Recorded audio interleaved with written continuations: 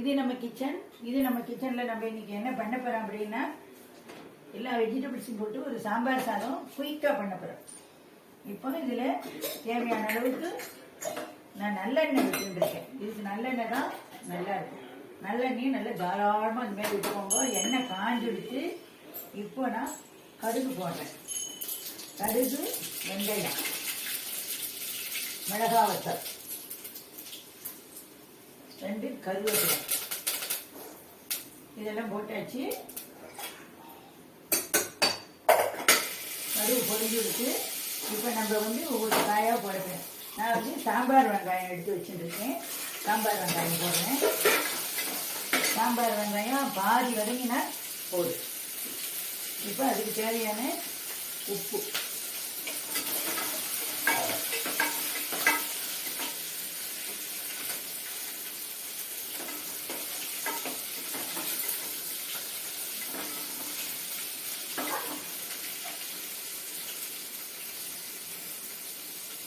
இப்போ அடுத்தது என்னென்னா வெங்காயம் வதங்கியாச்சு. அடுத்து நான் தக்காளியை போடுறேன். நான் என்னென்ன காய்கறி எடுத்துகிட்டு இருக்கேன்னா, வெங்காயம், தக்காளி, கத்திரிக்காய், கோவக்காய், மாங்காய், குடமிளகாய், வாழைக்காய், பரங்கிக்காய், என்கிட்ட என்ன காய்கறி இருக்கோ அதை எடுத்துகிட்டு இருக்கேன். நீங்களும் அதேமாரி உங்கள்கிட்ட என்ன காய்கறி இருக்கோ அதை செய்யலாம். இது இந்த காய்கறி தான் வேணும், இல்லைன்னா இதெல்லாம் செய்ய முடியாது அப்படிங்கிறதுலாம் எதுவும் கிடையாது. இதுக்கு மெயினாக எது நல்லா இருக்குன்னா சாம்பார் வெங்காயம், தக்காளி பழம் கண்டிப்பாக தேவை. நீங்கள் உங்கள்கிட்ட என்ன காய்கறி இருக்கோ அதை போட்டு நீங்கள் வதக்கலாம். தக்காளி பழம் போட்டுக்கிட்டேன், கோவக்காய் போட்டுக்கிட்டேன், மாங்காய் போட்டுருக்கேன், பரங்கிக்காய் போட்டுருக்கேன்,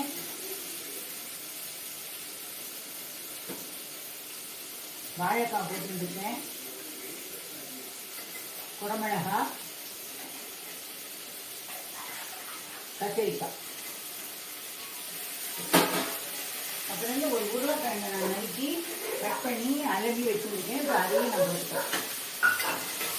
இது எல்லாத்தையும் போட்டு நல்லா ஒரு அரை வதக்கு நல்லா வதக்கணும். இது எண்ணெய் அதுதான் நம்ம தாராளமாக எண்ணெய் வச்சுருக்கோம். இப்போ என்னென்னா இந்த காய்க்கு தேவையான உப்பு,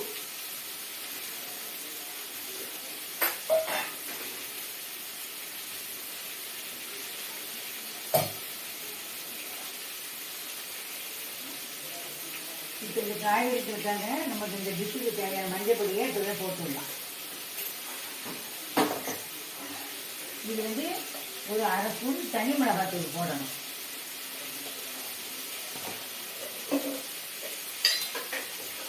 இது காஷ்மீரி சில்லி பவுட்ரு கலருக்காக நம்ம போடுறோம். நம்ம இதுக்கு வீட்டிலேயே அரைச்சி வச்சுட்ட பவுட்ரு அது.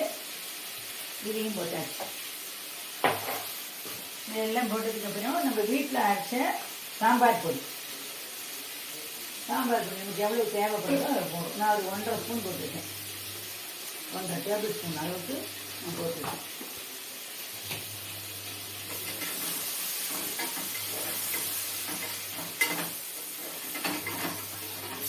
இப்போ இது என்னென்னா வதங்க விடணும். இப்போ நான் சொல்லிடுறேன், இது வதங்கிறதுக்குள்ளே நான் இதுக்கு இந்த டிஷ்ஷுக்கு என்னென்ன தேவை அப்படிங்கிறத நான் சொல்கிறேன். எண்ணெய் வேணும், நல்லெண்ணெய் எடுத்துக்கோங்க. இல்லை இல்லாதவங்க எந்த எண்ணெய் வேணாலும் எடுத்துக்கலாம். கடுகு, வெந்தயம், மிளகாய் வத்தல், கருவேப்பிலை, இதை தாளிச்சுக்கணும். இதை தாளிச்சுட்டதுக்கு அப்புறம் வெங்காயத்தை போட்டு வதக்கணும். நம்மள்கிட்ட என்னென்ன காய்கறி இருக்கோ அதை போட்டு வதக்கி இதுக்கு உப்பு, மஞ்சள் தூள், தனி மிளகாத்தூள், Kashmiri chilli powder, sambar powder இதெல்லாம் போட்டு இது கொஞ்சம் நல்லா வதக்கணும். இந்த காய்கறியை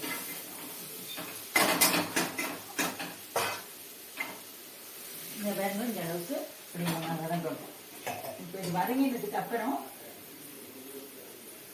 நான் ஒரு தக்காளியை மிக்சியில் நைஸாக அரைச்சி வச்சுருக்கேன். அதே இதில் நான் விடுறேன்.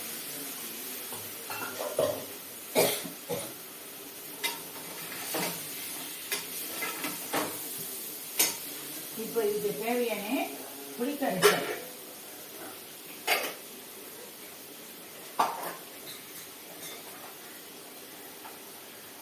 இந்த அளவுக்கு புளி எடுத்துருக்கேன். இதில் நல்லா ஒரு 2 அழாக்கு அளவுக்கு புளி தண்ணியை விட்டு புளியை கரைச்சி வச்சுருக்கேன்.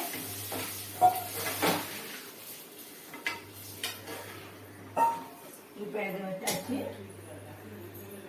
இப்போ இதுக்கு இந்த காய் வேகத்துக்கு தேவையான தண்ணி விடணும்.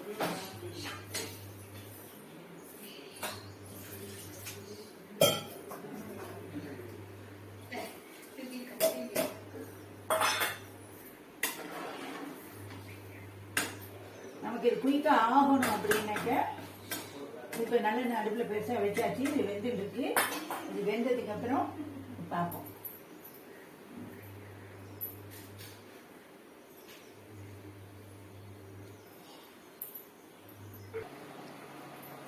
இப்போ நம்ம ஒரு விசில் விட்டு சாம்பார் சாதம் அப்படிங்கிறதுனால நம்ம இதை எல்லாத்தையும் போட்டு ஒரு விசில் விட்டு இறக்கிட்டோம். மூடி திறந்தாச்சு. இப்போ நம்ம இதில் என்ன பண்ண போகிறோம் அப்படின்னாக்க இந்த பெருங்காய ஜலம் நமக்கு தேவையான அளவுக்கு விட்டுக்கணும்.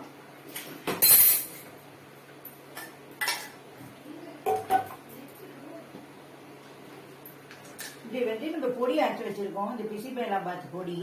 இது தனியாக நான் ஒரு ரெசிபி போடுறேன். இது ஒன்றுமே இல்லை. இது தேவையான அளவு ஒரு 2 ஸ்பூன் போட்டீங்கன்னா போதும். இது ஏன்னா முன்னாடியே இந்த சாம்பார் பொடி தனி மிளகாத்தூள்லாம் போட்டுருக்கனால இதுக்கு அவ்வளோ இது தேவை கிடையாது. இதை நம்ம போட்டுட்டு இந்த பிசிபேலா பொடிக்கு என்ன வேணும்னா ஒரு கரண்டி தனியா, அரை கரண்டி கடலைப்பருப்பு, அரை கரண்டி துவரம்பருப்பு, மிளகு 2 ஸ்பூன், ஜீரகம் 1 ஸ்பூன், 1/4 ஸ்பூன் வெந்தயம், கருவேப்பிலை, கொப்பரை தேங்காய் ஒரு அரை கரண்டி. இது எல்லாத்தையும் நல்லா வறுத்து பொடி பண்ணி வச்சுட்டேன். இதுதான் பிசிபேலாபாத் பொடி. இப்போ அதை நம்ம இது பண்ணிட்டோம்.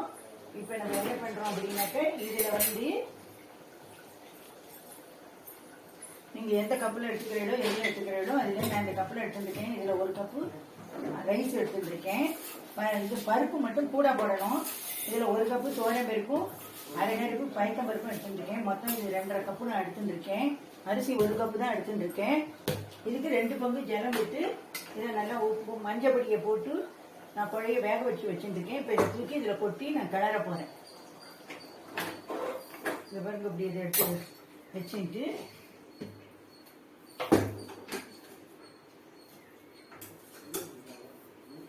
இதுமாரி குழைய அரிசி இதையே போட்டு இந்த சாம்பார்லேயே போட்டு இந்த பருப்பு அரிசி எல்லாத்தையும் ஒன்றா போட்டு வேக வைக்கணும். இது நம்ம குயிக்கு சாம்பார் சாதம்னால குக்கர்லேயே வச்சு குக்கர்லேயே நான் கிளறி இறக்கிறதுக்காக நான் இந்தமாரி பண்ணியிருக்கேன்.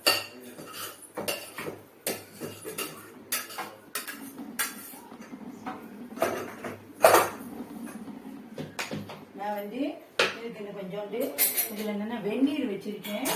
நல்லா பச்சை தண்ணி விட்டால் சல்லுன்னு போயிடும். இந்த வெந்நீரை வச்சு இதில் நல்லா தேவையான அளவு கொட்டி கிளறி ஒரே ஒரு விசில் விட்டீங்கன்னா சாம்பார் சாதம் ரெடி ஆகிடும்.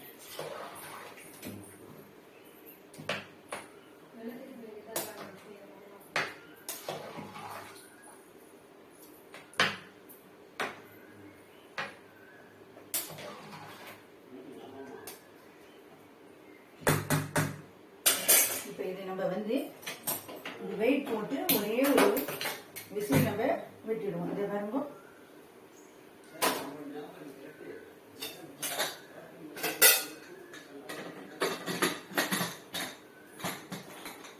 இது வந்து நம்ம ஒரே ஒரு விசில் விட்டா போதும்.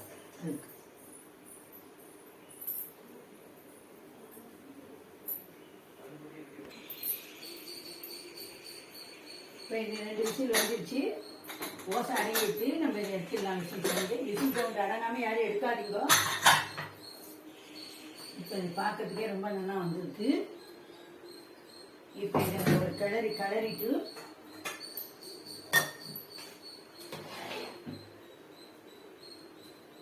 நல்ல குழம்பா நல்லா வந்துருக்கு. இப்போ இதில் நம்ம இன்னும் கொஞ்சம் நல்லெண்ணெயை வாசனைக்காக விடணும். கொஞ்சம் நெய் விடுறோம். அதில்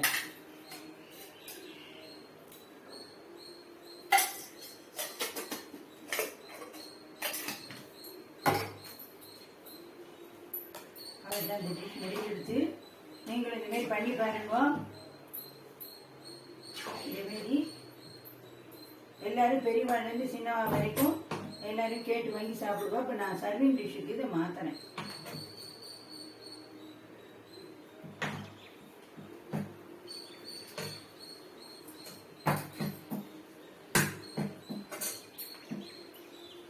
இப்போ என்னென்னா இப்போ சாம்பார் சாதம் இப்போ எல்லா வெஜிடபிள்ஸையும் போட்டு இப்போ இதை பண்ணியாச்சு. இதை நல்லா சூடு ஆறாமல் இருக்கிறதுக்காக மூடி வச்சு விட்டா தேவைப்படுறது எடுத்து போட்டுக்கலாம். சர்விங் டிஷ்க்கு மாற்றிட்டேன். நீங்களும் இதேமாரி பண்ணி பாருங்க.